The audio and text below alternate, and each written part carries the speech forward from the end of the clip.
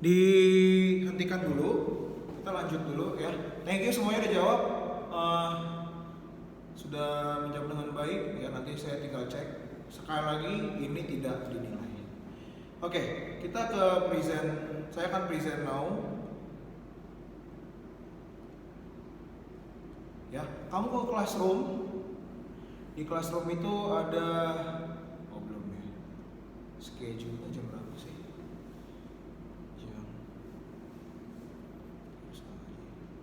Jam 11:05. Oke, saya ganti aja jadi nggak usah di langsung.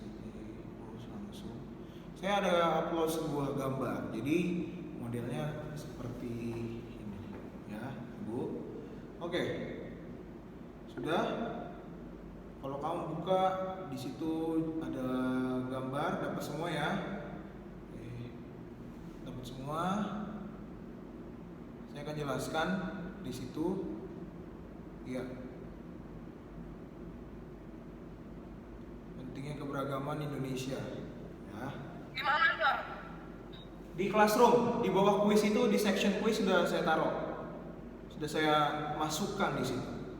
Ya, di bawah kuis ada tulisan material pentingnya keberagaman Indonesia. Nah, saya akan jelaskan sedikit seberapa penting sih atau sejauh apa sih pentingnya keberagaman Indonesia. Tadi beberapa daripada kamu udah ada yang ngasih tahu keberagaman itu lebih dari satu. Nah, pertanyaannya adalah ketika lebih dari satu itu tapi tidak lebih dari satu berarti banyak, tapi mau nggak mau itu disatukan. Ya kan, negara kesatuan berarti satu. Sedangkan keberagaman, beragam berarti lebih dari satu. Nah, ini dua hal yang berbeda nih anak-anak. Kalau dari konteks kata-kata, dari katanya bahasa Indonesia itu udah beda. Nah, dari situ gunanya apa sih di bagian tengah ini? Apa sih fungsinya? Seberapa penting keberagaman? Seberapa penting sih keberagaman di Indonesia? Fungsinya cuma satu atau goalnya cuma satu, yaitu menjaga persatuan dan kesatuan. Ya, jadi nggak ada fungsi lain selain daripada fungsi ini. Nah, caranya kita supaya menjaga persatuan dan kesatuan itu adalah yang pertama, jadi kotak-kotak yang di luar itu cara-caranya. Saya akan jelaskan satu persatu. Yang pertama, toleransi. Ya, toleransi itu bagaimana kita menghargai keberadaan, menghargai existence daripada orang-orang lain di sekitar kamu. Ya, jadi kamu menghargai keberadaan teman kamu ada di mana, keberadaan kamu sendiri ada di mana, itu namanya keberadaan, existence. Nah, toleransi adalah ketika kita sadar gitu ada budaya-budaya lain, ada suku-suku lain, ada agama-agama lain. Nah, di situ adalah sebuah yang namanya kamu udah melakukan toleransi di situ. Ya, di sekolah kita ini ataupun ya di sekolah kita lah, gak cuma hanya berbicara soal agama Kristen dan Katolik. Teman-teman kamu juga ada di luar daripada agama itu. Tapi bagaimana kita, ya frame saya kan PPKN ini bukan agama, itu kamu harus toleransi. Ya, bukan untuk dikata-katain, sekali lagi anak-anak, bukan untuk toleransi itu bukan untuk dibuat sebagai jadi bahan candaan, bukan jadi dibuat sebagai sebuah bahan yang ya ujung-ujungnya akhirnya menyakiti hati orang lain. Toleransi tidak seperti itu. Meskipun Indonesia secara tidak langsung menerapkan atau nggak secara langsung melakukan tindakan itu ya. Jadi saya mau kita semua menerapkan toleransi itu. Misalkan mungkin di antara kamu ya ada satu keluarga besar kamu ada yang agamanya selain agama kamu, misalkan selain Kristen atau selain Katolik ya, sebagai mayoritas yang ada di sekolah ini. Mungkin ada yang Muslim seperti saya misalnya. Ada keluarga saya yang beragama Muslim.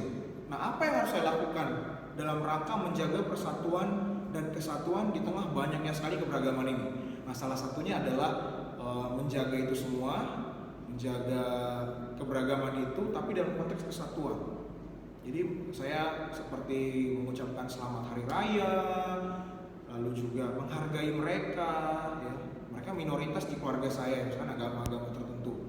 Ya, kalau honestly kayak misalkan bibi saya gitu ya, dia beragama Muslim. Nah, itu saya harus menghargai, toleransi meskipun salah yang dia lakukan karena berpindah agama, tapi mau tidak mau toleransi itu harus kita junjung tinggi. Sama halnya dengan yang kita pelajari hari ini. Jadi saya mengucapkan selamat hari raya kepada sepupu saya dan segala macam. Itu kita mau kita semua untuk menerapkan yang pertama ini toleransi. Ya, ya. Yang kedua, mengutamakan kepentingan bersama. Ini menurut saya agak paling sulit ya di tengah-tengah kehidupan orang-orang zaman sekarang ini yang serba individualis ya. Saya masih punya waktu 10 menit lagi. Ya, serba individualis. Oleh sebab itu mari kita itu tidak individualisme. Ya, saya bersyukur contoh yang paling utama dalam hari ini adalah ketika kalian semua kelas 72 mau gitu ya mute gitu ya, atau mau matikan chat kalian, mengesampingkan bercanda-bercanda, meskipun tadi sempat ada sih, tapi saya maklumi karena udah selesai juga pembelajaran, udah selesai tugasnya. Nah, disitulah kalian mulai mengutamakan kepentingan bersama di tengah kepentingan pribadi. Saya bersyukur sekali, itu udah salah satu contoh aja, satu contoh yang simple yang menurut saya baik ya, terlepas dari apapun yang terjadi.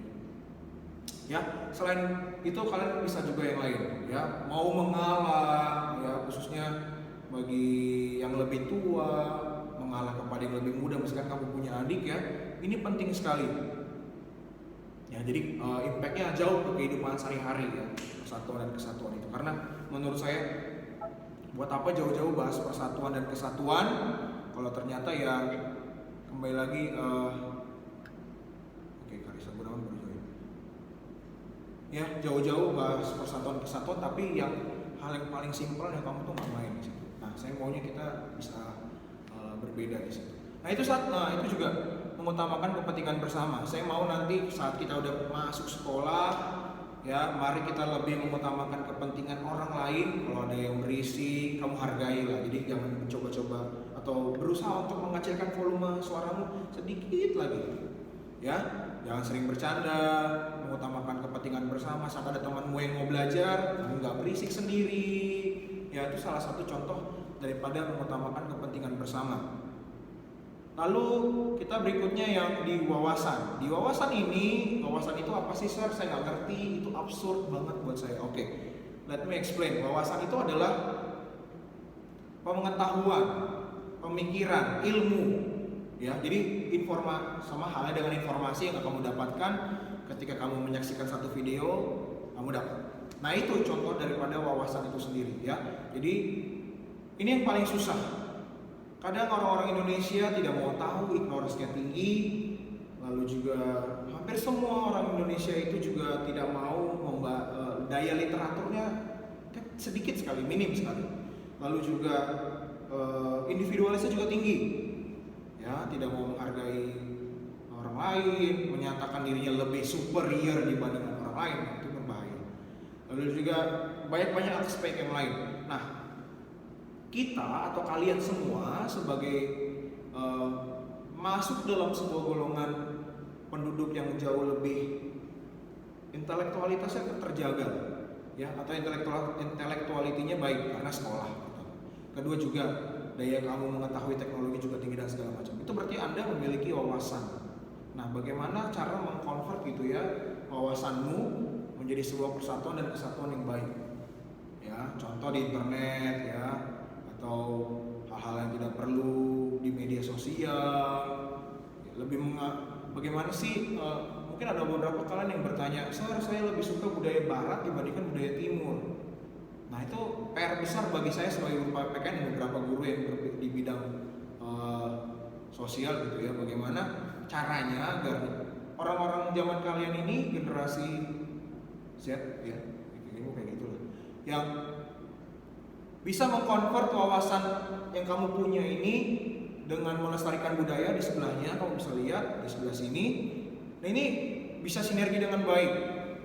Seringkali kita udah belajar capek-capek ya, lalu atau enggak kamu sudah mengingat dengan baik, menerima ilmu-ilmu itu dengan baik, tapi kadang nggak melakukannya dengan baik atau tidak diaplikasikan saat kamu udah besar gitu, sudah dewasa. Ya itu hanya sekedar numpang lewat saja. Nah, ini jadi PR besar bagi bangsa Indonesia. Karena itu akan berkaitan dengan identitas karakter bangsa itu sendiri ya. Kayak beberapa saya mengajar gitu ya, ada orang yang lebih suka dengan sejarah luar negeri atau background luar negeri daripada background negaranya sendiri, padahal dia udah jelas-jelas lahir di Indonesia. Nah, itu jadi PR besar. Nah, kita sebagai orang-orang yang berwawasan, memiliki knowledge gitu ya, kita harus memberikan pemahaman yang baru bagi orang-orang yang ya mohon maaf nggak punya knowledge atau knowledge yang kurang, tidak bersekolah atau pendidikannya jauh lebih rendah dari kamu nantinya, seperti itu. Sehingga akhirnya orang-orang Indonesia ini wawasannya terjaga, ya. Tingkat pendidikan Indonesia ini masih ada yang rendah, bahkan ada yang masih lulusan SMP. Setelah SMP, bayangin, setelah kamu kelas 9 gitu ya, dia langsung lulus, nggak langsung kerja, nggak lanjut ke senior high. Nah itu kan itu impactnya jelas mempengaruhi semua pola pikirnya, pola kehidupannya. Ya kalau sekolah dia pasti jauh lebih punya pola pemikiran yang jauh lebih dewasa lagi, lebih knowledgeable lagi dan segala macam. Nah itu wawasan, ya. Bagaimana kita bisa mengkonvert itu. Nah, saya ingin mengkaitkan itu semua dengan misalkan fenomena yang terjadi saat ini. Bagaimana kenapa kalian semua dan saya terpisah gitu ya. Kita nggak bisa ketemu satu sama lain, ya nggak bisa di kelas. Saya sedih kita nggak bisa bertemu, ya. Ya kita nggak bisa bertemu satu sama lain, sehingga akhirnya kita harus seperti ini. Fenomena corona ataupun COVID-19, coronavirus menjadi sebuah PR besar bagi bangsa ini, ya. Korbannya terus bertambah, ya. Sampai ada himbauan gitu kalau kamu baca lagi di internet, instruksi dari pemerintah gawat daruratnya itu sampai 29 Mei 2020, bukan sampai ke April lagi, di extend anak-anak. Nah ini jadi masalah. Ya, mungkin orang-orang yang tidak mau baca buku atau tidak mau baca internet, nggak mengerti makna COVID-19 itu bisa dicegah seperti apa sih? Misalkan dari cuci tangan, pakai masker jika sakit. Nah, ada orang Indonesia kalau kamu lihat, dia sehat, tapi dia pakai masker.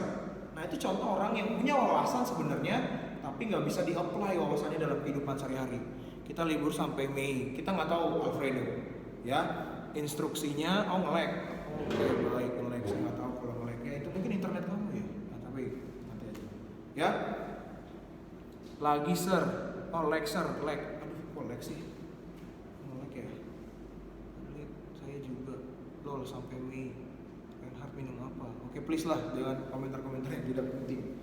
Nah, itu ya. Jadi instruksi pemerintah benar, saya tadi baru baca gitu ya sampai 29 Mei. Kita akan lihat apakah seperti ini akan di-extend sejauh sampai Mei atau kamu termasuk, kita nggak tahu.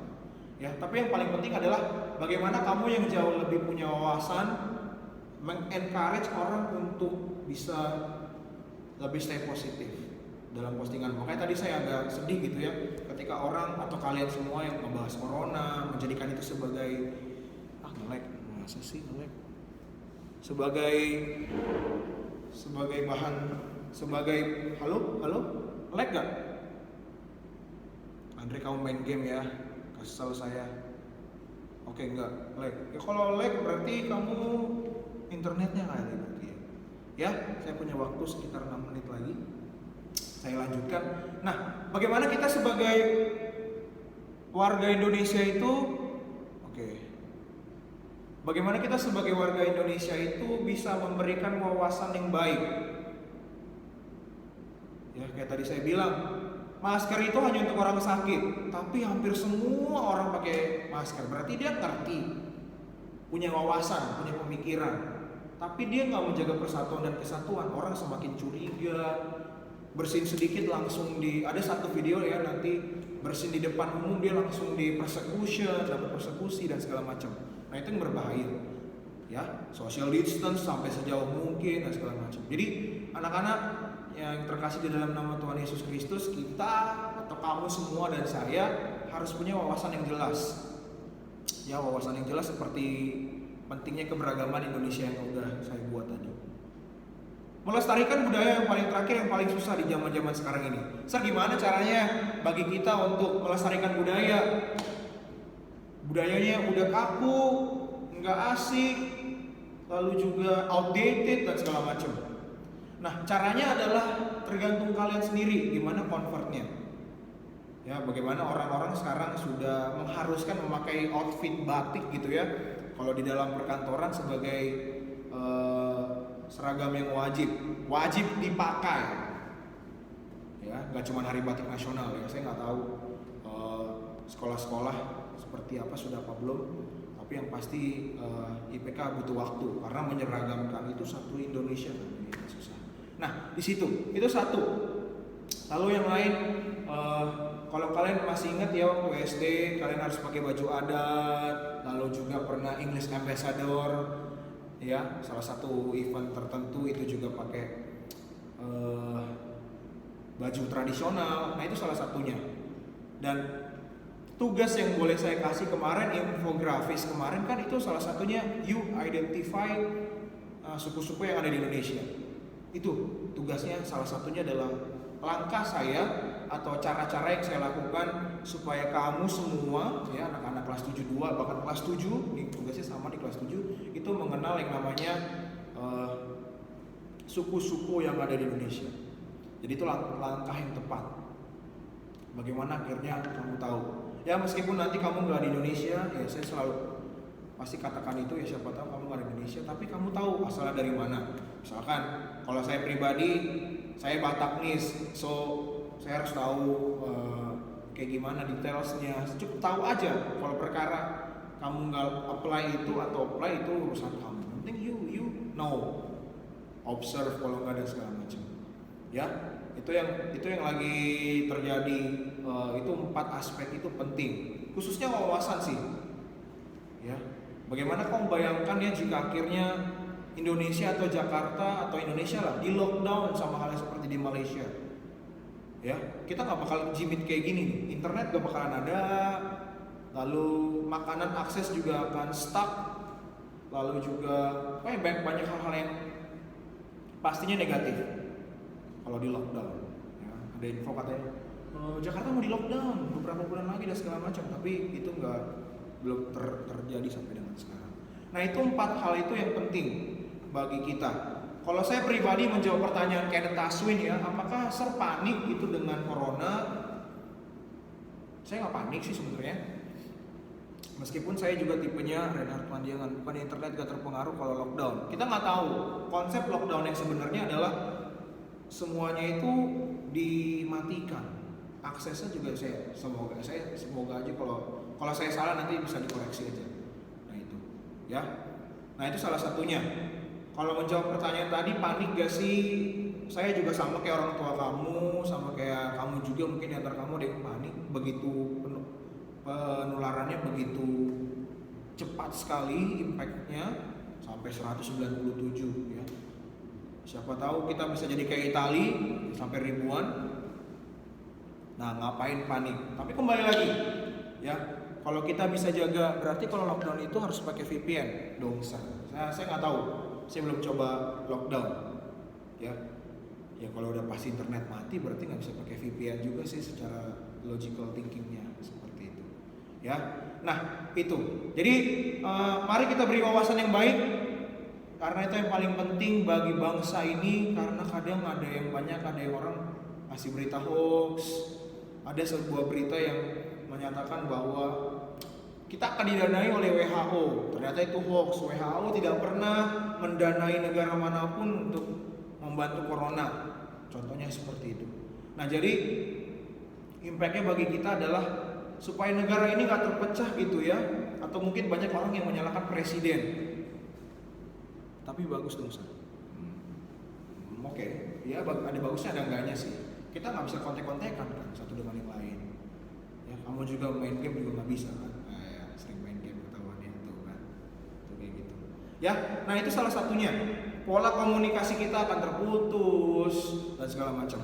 Jadi anak-anak banyak yang mungkin juga satu lagi pesan saya terakhir sebelum saya mengakhiri adalah ketika presiden itu disalahkan oleh masyarakat karena responsnya yang nge-lag. Oke. Udah nge-lag, udah fine? Belum? Udah, oke. Berarti internetnya ya. Ya. Nah, itu jadi masalah ketika masyarakat gitu ya hadir malah menyalahkan presidennya. Kenapa? Karena presiden itu nggak mapping pelaku penderita corona yang paling tinggi itu di mana. Dia nggak mapping. Bahkan Gubernur Jakarta sama Jakarta sama Jawa Barat itu memaksa Presiden dan Kementerian Kesehatan untuk rilis seperti itu. Budi Karya Sumadi ya kena corona, ya seperti itu. Jadi, tapi kalau kamu lihat gitu ya dalam secara pemikiranmu, kalau sampai itu semua orang di up gitu di internet, berikut nama-nama yang kena corona, pasti otomatis nanti kamu sendiri akan persekusinya tinggi, stereotipnya tinggi. Dia kena corona, sampai dicari nanti pasti. Kalau orang Indonesia tuh keponya tinggi, dia akan cari saudara-saudaranya, bapaknya siapa, teman-temannya siapa dan segala macam. Tadi kesimpulan penjelasan toleransi apa, buset dari tadi ya. Toleransi adalah keadaan di mana kita menghargai orang lain, apapun karakternya. Menghargai, jadi satu, nggak harus satu orang. Jadi bagaimana orang itu menghargai, mengakui keberadaan atau kita mengakui eksistensi daripada orang itu. Misalkan saya mengakui, saya punya teman, berarti saya itu salah satu contoh saya mentolerate orang, teman saya sendiri. Nah itu kayak gitu ya. Jadi back to the topik lagi, tadi saya bilang, jadi anak-anak tidak perlu tahu sampai libur sampai kapan, tidak perlu tahu, nggak, maksudnya nggak begini, jangan akibatnya kayak hore gue libur sampai Mei.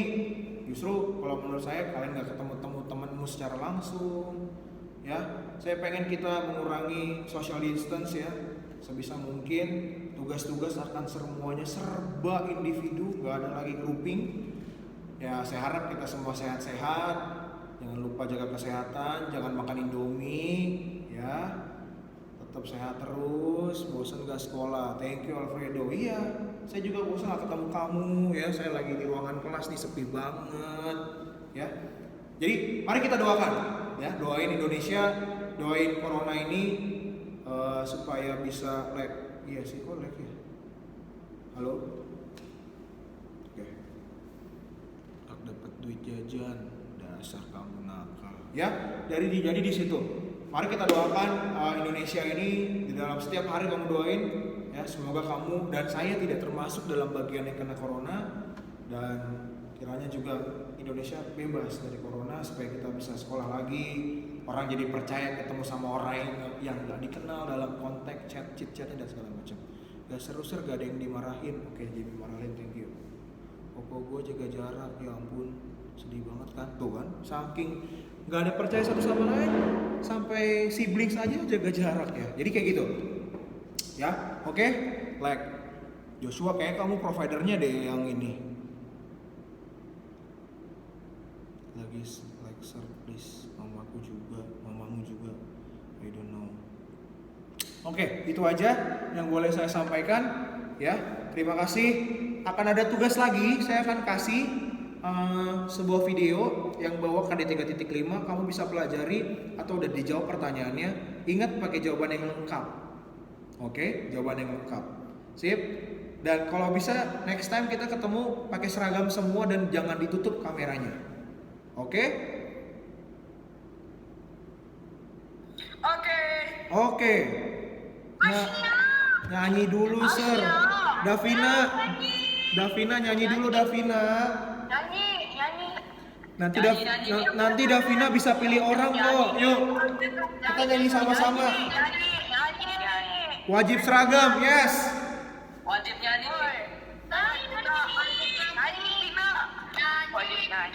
Nyanyi online.